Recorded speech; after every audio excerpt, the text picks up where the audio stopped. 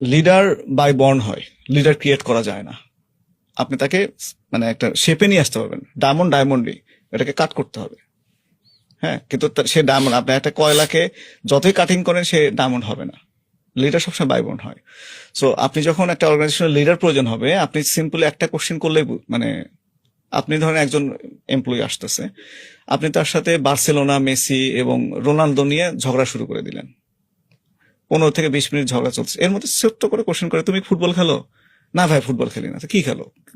ভাই আমি বাস্কেটবল খেলি। ক্যাপ্টেন ছিল নাকি? না ভাই ক্যাপ্টেন ছিলাম না। ও লিডার না। তারপর আরো 10 মিনিট কথা বলে তারা বিদায় করেন, ও লিডার না।